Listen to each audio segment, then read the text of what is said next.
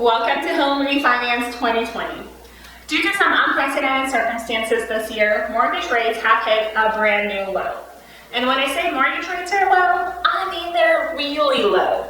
We're in April 2020 right now, and most lenders advertise rates anywhere between 3 and 3.5%, with some lenders going as low as 2.66% on their shorter term loans.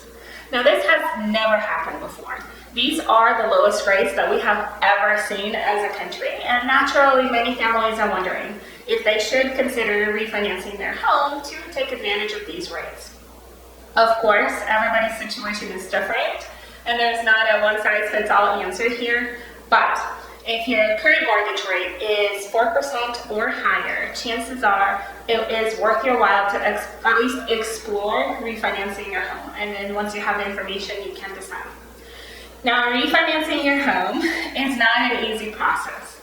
Most of you probably remember getting a mortgage loan. That was lengthy and pretty involved, and a lot of documents are needed, and it takes time to get from the beginning to the end. Home refinance loans are very similar to mortgage loans, but believe it or not, the banks look at even more things as part of the home refinance than they did as part of the mortgage. So it is important to have some information at hand as you navigate through this process. And that's what this video is for. Today we will be talking about two things that you need to consider before you even get started, so before you even contact anyone, and then several things for you to be aware of as you navigate through the home refinance process. So let's begin. As you consider refinancing your home, there are two things you need to know before you contact any lenders, and those are your home equity and your credit score. We're going to start with home equity today. So what is home equity, and how do you know how much you have? Basically, home equity represents how much of your home is currently paid off, and most lenders require that at least 20% of your home is paid off before they will consider you for a home refinance loan. There are some lenders that will go as low as 10% or 15%, but those are very few and far between and may not be available in your area, so 20% is a good average to shoot for. Now, to figure out what your home equity is, you need to know your current value of the home as well as the debt that you have against the home.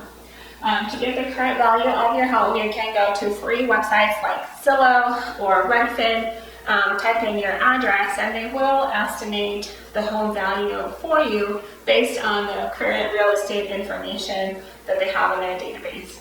Now, these estimations are not perfect, but they are good enough for the purpose of what we're doing here. So go into one of those websites, type in your address, and it's going to tell you how much your house is worth today. Now, to figure out the debt against your home, all you need is to know how much you owe on it. For most people, they only have a mortgage loan, so you want to figure out what the balance on it is. But if you do have a second mortgage, a home equity loan, or home equity line of credit, then you'd want to pull in those balances also and figure out the total amount owed. Now, to help us understand this a little bit better, I do have a small example that we'll be going through today so you can see exactly how the numbers would work. So let's say we went on Zillow, typed in our address, and it came back saying that the value of our home is $150,000 today. We then looked at our mortgage, and we know that our balance there is $100,000. And then we also looked at our home equity line of credit and figured out that our balance there is $25,000. And so now, having all this data in hand, we know that our home value is $150,000, and the debt that we have against the home is $125,000. So to figure out our equity, we're going to take our $150,000 value and subtract the debt from it, so $125,000 in this case. The difference between the two is $25,000 remaining is the equity that you have in your home. So at this point, congratulations, this person has $25,000 worth of their home that they own free and clear that the bank calls equity. Now, this dollar amount doesn't exactly tell the bank everything that they need to know. They do like these dollars expressed as a percentage to help them understand how much of the home is paid off. So to convert the dollars into percentages, what you're going to do, you're going to take your $25,000 and you're going to divide it by the total value of the house. So that's $150,000 in this case. So $25,000 divided by 150,000 multiplied by 100% to give you the percentage of your home equity. In this case, we're looking at 16.5%, and just like I mentioned earlier, most lenders prefer this amount to be 20% higher. So in this particular scenario, it would be very difficult to find a bank that would consider refinancing your home. But if you run your numbers and you end up at 20% or higher, then you're good to go and you're ready to move on to taking a look at your credit score. The second important thing for you to know as you consider home refinance is to know your credit score. And of course, there's a big variety of scores that are out there and a big variety of situations. But from the lender perspective, they really divide people in three main categories when it comes to credit scores. First one being applicants with credit scores under 620, and these people generally are not eligible to be approved for a loan until their credit score comes up. Those applicants with credit scores of 760 or higher are not only eligible to be approved, but they are also eligible for the best interest rates that the lender has to offer. So if you recall, at the very beginning of this video, I did mention that some lenders advertise rates as low as 2.66% right now. Well, you better believe it that those good rates are going to these guys over here. Well, everyone else with scores of 620 to 760 has to pay a little bit more. So does it mean if you fall in this middle category that it's not a good idea for you to consider refinancing your home? The answer there is no. It is still a good idea to consider a home refi. It's just you will pay a little bit more than people over here.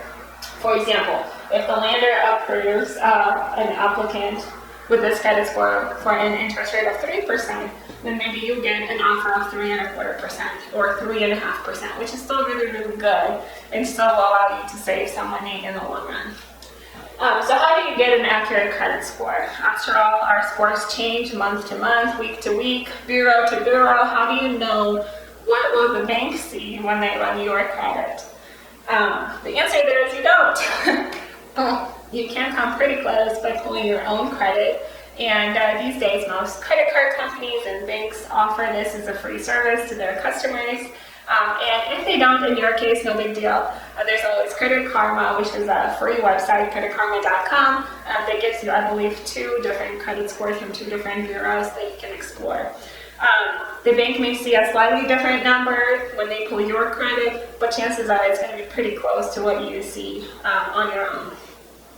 That being said, once you know your credit and once you know your equity, you can decide now whether or not you're going to proceed with actually applying for a home refinance loan and exploring your options there. So if your equity is too low or your credit score is too low, it would probably be a good time to just stop at this point and work on increasing those parameters. But if your credit score is high enough and your equity is high enough, then congratulations, you can start contacting lenders and exploring the specific options available to you and how much savings they can give you in this current unprecedented low interest market condition. Alright, so as you begin exploring what options are available to you to refinance your home, chances are you're going to use one of these approaches to proceed. The first one being is calling local banks and credit unions to find out what their current interest rates are.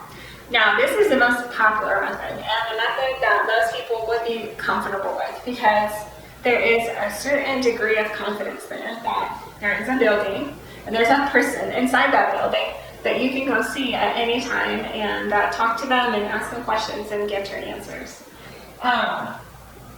The problem with this method is that you're limiting yourself to the number of places that you can actually call or go to. And you may be missing out on some other lenders that may be able to offer you even lower interest rates or even lower fees. Another disadvantage with this approach is that when you go to each lender individually, they're all going to ask you the same questions time and time again. And you're going to have to answer those questions time and time again. And it can get a little time consuming and a little bit redundant after a while, but again, at least you're talking to an actual person in an actual building, so if this is something you're comfortable with, definitely worth your while to explore and proceed this way. Now, the second option available to you is contacting a local mortgage broker. Now, mortgage brokers are independent people, independent contractors. They're not affiliated with any one bank or lender. Instead, they work with many different companies at the same time to get you the best interest rate and the best offer possible. The best way I have to describe these people is that they work similar to the local insurance agents. When you go in, sit down, give the agent all your information, and then they run you across all these companies at the same time. And at the end of it, they say, hey, Geico is the cheapest, or Safeco is the cheapest, or Nationwide is about to go. Well, mortgage brokers do the same thing, but for mortgage loans. And they do have access to many lenders that you may not even know about available to you. So, mortgage brokers can operate in your local area, or they can operate online. Again, the main difference here is that the local person will have a building, will have a person inside the building. You will be able to go talk to them in person. Online brokers are online, so you're talking to them over the phone or over the email in most cases. The advantage of going the online route is that the fees on your loan are typically a little bit lower than the fees that you will see with the local agents. But again, if having an actual person to go to is something that you prefer, then it may be worth your while contacting the local mortgage broker. Now, one of the options I do always mention when it comes to mortgages and refinance loans is Costco Mortgage. Yes, Costco, the big box store that we all know and love. Well, Costco has a great mortgage program. It is entirely online, so you won't be able to go into your local store and talk to them about it. You will have to go on the website, fill in your information, and then somebody calls you. But over the years that I've kept an eye on it, their rates are always on the lower end of the spectrum, and their fees are pretty much unbeatable when it comes to fees with other lenders. So if you have a Costco membership, absolutely explore this option. It is online, you are working with people on the phone and over the email, but this will save you quite a bit of money going this route. Now, last but not least is contacting your current lender. Now, I would save this option for the very last, and I would save it for when you actually have a good offer from someone else, from a competitor. Once you do, you can call your current lender and say, hey, I'm considering refinancing my home. This is the offer that I have received. Can you match it? And in many cases, they will, or at least they will try. Because from the current lender perspective, they'd much rather have lower interest rate that they collect from you than no interest rate and use you as a customer. So don't discount this option. Do give them a call, because if they can match the offer, then it's going to save you a whole bunch of hassle of going through a brand new loan with someone else. And chances are it will also save you money on fees, because the current lender probably not going to require you to get a new appraisal, or they may be able to charge you much lower fees to modify your loan as opposed to creating a brand new loan with a new lender. So don't discount this option. Call your current lender, but do save it for the very end when you have a good offer from someone else that they can compare to. And speaking of the fees, do you remember those closing costs that you had to pay as part of your mortgage? Well, you're going to have to pay them again as part of your refinance loan also. And those closing costs can vary widely from one lender to the next. So as you start exploring your options and you start receiving the offers back from different banks and different lenders, you got to notice that they all have different interest rates and different fees attached. And it may be difficult to really compare and contrast them to one another and pick the best one out of all. So to help us out, every lender is required to report what they call an APR, annual percentage rate, as part of the quote. And this APR number is inclusive of both the interest rates and the fees. So if you compare an APR on one loan to the APR on the second loan and the APR on the third loan, you will have an apples to apples comparison, and you will be able to see which total cost of the loan is the lowest. For example, if we have two lenders, and the first one comes back with the 3% interest rate, and the second comes back with a 3.1% interest rate, at a first glance, it may seem that the first option is better because the interest rate is lower. But once we take a look at the fees, it seems that the first lender will charge us $10,000 in fees, while the second lender will only charge us $2,000 in fees. Then it's not so clear which option is better. And that's where the APR comes in. After factoring in above, say the first lender's APR ends up being 3.25%, while the second lender's APR ends up being 3.2%. So at this point, we know the second option is a little bit better, even though the interest rate is a little bit higher. So always read the APR rate instead of the interest rate when you compare different lenders to one another. There are two more things I'd like to mention today, but before we jump into those, please consider giving this video a like. This is a new channel, and I do find those very motivating to help me keep making even more videos like this one. But back to our refinance here. So as you refinance your home, it is a good time to consider these two things. First one being the term of your loan. Now, many people for some reason believe that a 30-year term and a 15-year term are the only two options available to them. And that is simply not the case. You can borrow money for as long as you need to, up to 30 years, and it can be 30 years, and it can be 15 years, but it can also be 20 years, 25 years, 10 years, or even 5 years. Whatever you need to, the bank will work with you to accommodate that. Keep in mind that the shorter the term of your loan, the lower the interest rate that the bank can give you also. So take advantage of that as you consider your refinance options.